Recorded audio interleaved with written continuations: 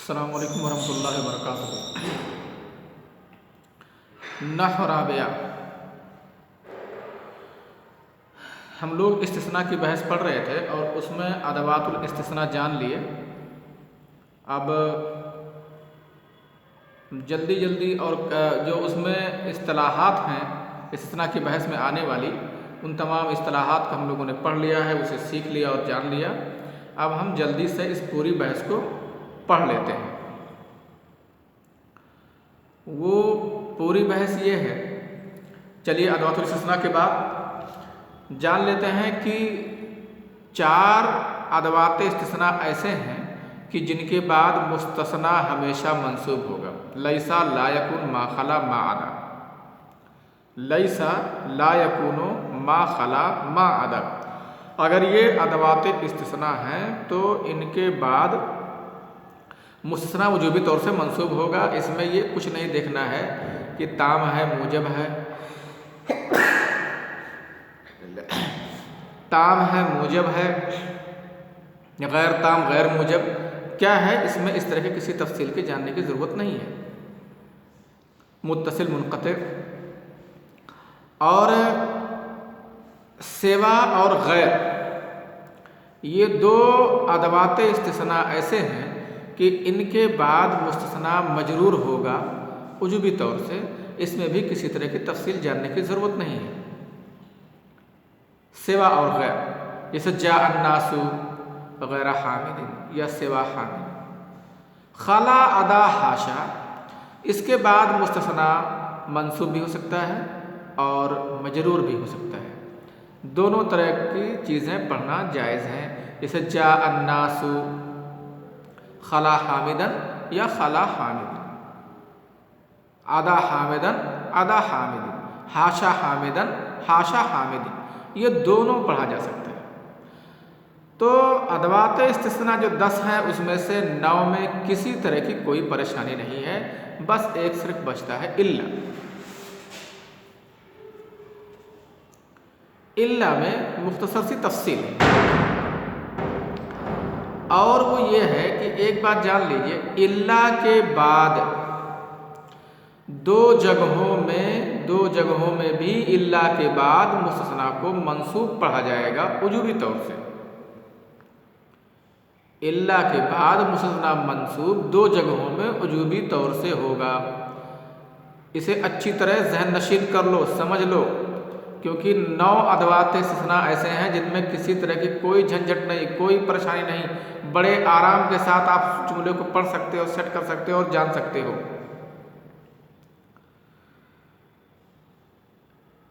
ایک ہے الا، الا کے بعد بھی مستثنیٰ 2 جگہوں میں وجوبی طور سے منصوب ہوگا۔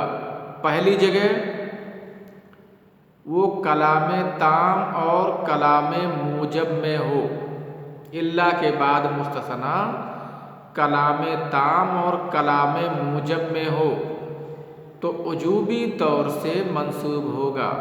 جیسے جاء الناس الا حامدا، جاء الناس الا حامدا، آپ نے اس میں دیکھ لیا کہ یہ الا کے بعد مستثنیٰ کلام تام اور کلام موجب میں ہے، الا کے بعد ہے تو یہاں منصوب ہوگا وجوبی طور سے۔ دوسری جگہ جہاں الا کے بعد وجوبی طور سے مستثنیٰ منصوب ہوگا وہ یہ ہے کہ کلام تام اور کلام غیر موجب ہو، کلام تام ہو اور کلام غیر موجب، لیکن مستثنیٰ مقدم ہو مستثنیٰ منہ سے، مستثنیٰ منہ پر۔ ترتیب کیا ہوتی ہے؟ ترتیب ہوتی ہے پہلے مستثنیٰ منہ ہوتا ہے، پھر مستثنیٰ ہوتا ہے، ادوات استثناء ہوتا ہے، پھر مستثنیٰ ہوتا ہے۔ لیکن جہاں مستثنیٰ وجوبی طور سے منصوب ہوگا اس میں یہ ہے کہ وہ کلام غیر تام ہو، کلام تام ہو اور کلام غیر موجب ہو، غیر تام نہیں، کلام تام ہو اور کلام غیر، ابھی غیر تام غیر موجب کی بات آئے گی، کلام تام اور کلام غیر موجب ہو، لیکن مستثنا اور مستثنا منہ کی جو ترتیب ہوتی ہے اس میں تقدیم و تاخیر ہو، پہلے مستثنا منہ ہوتا ہے پھر مستثنا ہوتا ہے، لیکن اس میں کیا ہونا چاہیے؟ اس میں پہلے مستثنا ہونا چاہیے پھر مستثنا منہ ہونا چاہیے۔ تو دوسری جگہ جہاں الا کے بعد مستثنا وجوبی طور سے منصوب ہوتا ہے، کلام تام ہو، کلام غیر موجب ہو اور مستثنا منہ سے پہلے ہو، مستثنا مقدم ہو جائے مستثنا منہ۔ یہ تین شرطیں ہیں اس میں، ایسے تین شرطیں یاد کر لیجیے۔ دوسری جگہ جہاں مستثنا کو الا کے بعد وجوبی طور سے نصب ہوگا اس میں تین شرطیں پائی جانی ضروری ہیں۔ نمبر ایک کلام تام ہو وہ، نمبر دو کلام غیر موجب ہو، اور نمبر تین مستثنا منہ سے پہلے ہو۔ مثال کیا ہے؟ وما لي الا آل احمد شیعۃ وما لي الا مذهب الحق مذهب، وما لي شیعۃ اصل میں ہے وما لي شیعۃ، اور میرے لیے کوئی جماعت نہیں ہے الا آل احمد۔ مالیہ نہیں ہے، نہیں آ گیا، نفی آ گیا تو کلام غیر موجب ہو گیا۔ اچھا شیعۃ مستثنا منہ ذکر ہے اس جملے میں تو کلام تام ہے، تو کلام تام ہے اور کلام غیر موجب ہے، لیکن آپ دیکھ رہے ہیں اعلیٰ احمدہ یہ مستثنا ہے اور شیعۃ یہ مستثنا منہ ہے، تو ترتیب پلٹ گئی، پہلے مستثنا ہے اس کے بعد مستثنا منہ ہے اس میں، حالانکہ پہلے مستثنا منہ رہتا ہے پھر مستثنا رہتا ہے۔ دوسرے میں آپ دیکھ سکتے ہیں وما لي الا مذهب الحق مذهب، یہ صفحہ نمبر 113 استثناء کی بحث 113 مثال نمبر 109 ہے، اسے آپ دیکھ سکتے ہیں۔ وما کمیت کا شعر ہے وما لي الا مذهب الحق مذهب، وما لي مذهب، اور میرے لیے کوئی مذہب نہیں الا مذهب الحق، مگر مذہب حق، سوائے مذہب حق کے میرے لیے اور کوئی مذہب نہیں ہے۔ تو اس جملے میں ان دونوں جملوں میں آپ دیکھ رہے ہوں گے کہ مستثنا منہ ذکر ہے، مستثنا منہ ان دونوں جملوں میں حذف نہیں ہے، مستثنا منہ ذکر ہے تو کلام تام ہو گیا۔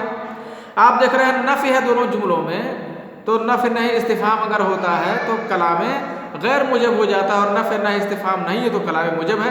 یہ تام اور موجب کی تعریف اور اس کی جو اصطلاح ہے میں نے بحث شروع کرنے سے پہلے ہی یہ کہہ کر کے بتا دیا تھا کہ اس بحث کو سمجھنے کے لیے اس میں کچھ اصطلاحات آئیں گی جن کا جاننا پہلے بہت ضروری ہے، ورنہ بار بار وہ لفظ آئے گا اور وہ اصطلاحات آپ کے ذہن میں پکے نہیں ہوں گے تو آپ بھول جائیں گے، اس چیز کو نہیں سمجھ پائیں گے۔ تو یہ دو صورتیں ایسی میں نے آپ لوگوں کو بتا دیا کہ جہاں الا کے بعد مستثنا وجوبی طور سے منصوب ہوتا ہے۔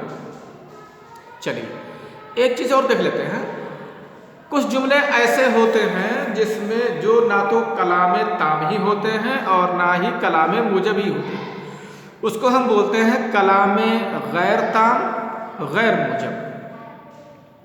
غیر تام کہے تو کیا مطلب ہوا اس کا؟ غیر تام اگر میں نے کہا تو اس کا مطلب یہ ہوا کہ اس میں جو ہے مستثنا منہ ذکر نہیں ہے تو غیر تام ہوا، اور غیر موجب کہہ دیا تو اس کا مطلب یہ ہوا کہ اس میں نفی نہیں استفہام میں سے کوئی چیز ہے، تو یہ کلام غیر موجب ہو گیا۔ تو کلام جسے ما قام الا حامد، نہیں کھڑا ہوا مگر حامد، آپ اس میں جملے میں غور کرو، دیکھو کہیں مستثنا منہ ہے، حامد کو جو الگ کیا گیا ہے کس جماعت سے الگ کیا گیا ہے، کس سے الگ؟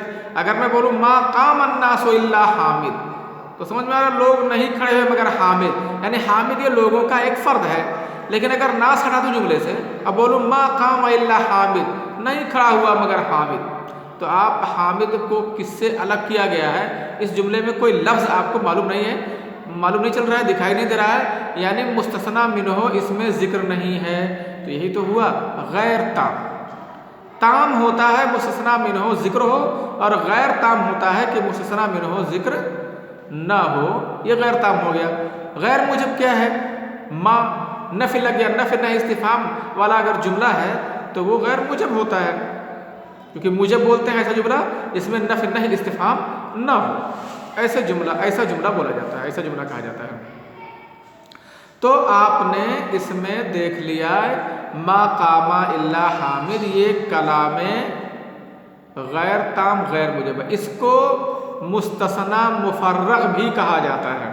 جب بھی آپ سے کوئی پوچھے کہ مستثنی مفرغ کی مثال دو تو آپ ایسے مثال دیں گے جس میں نہ مستثنی منہ ہو اور اس میں نفی نہیں استفہام میں سے کوئی چیز ہو، تب مستثنی مفرغ ہو جائے گا۔ مفرغ اسے سے بولتے ہیں کہ عامل ڈائریکٹ اس مستثنی پر عمل کرتا ہے، الا کا کوئی اثر نہیں ہوتا ہے۔ تو مستثنی مفرغ میں الا کا کوئی اثر نہیں ہوگا، عامل کا ڈائریکٹ ما قام الا حامد ما رأیت الا حامدا، اس طرح کہا جائے گا۔ مستثنی میں اس فعل کا جو الا سے پہلے ہے اس کا ڈائریکٹ عمل ہے، گویا الا نے راستہ عمل کرنے کے لیے فارغ کر دیا ہے، خالی کر دیا ہے، اس وجہ سے روک نہیں رہا ہے، اس وجہ سے اس کو مستثنی مفرغ کہا جاتا ہے۔ لیکن ایک چیز ساتھ میں اور جان لیجئے کہ اگر کلام تام ہے اور غیر موجب ہے، جیسے ما جاء الناس الا حامد، کلام تام ہے اور کلام غیر موجب ہے اور ترتیب صحیح ہے، تب اس میں دیکھا جاتا ہے کہ مستثنی متصل ہے کہ منقطع۔ متصل منقطع کی اصطلاح بہت پہلے سے جانتے ہو گے تم لوگ، ویسے میں ایک بار پھر سے اس کا اعادہ کر دے رہا ہوں۔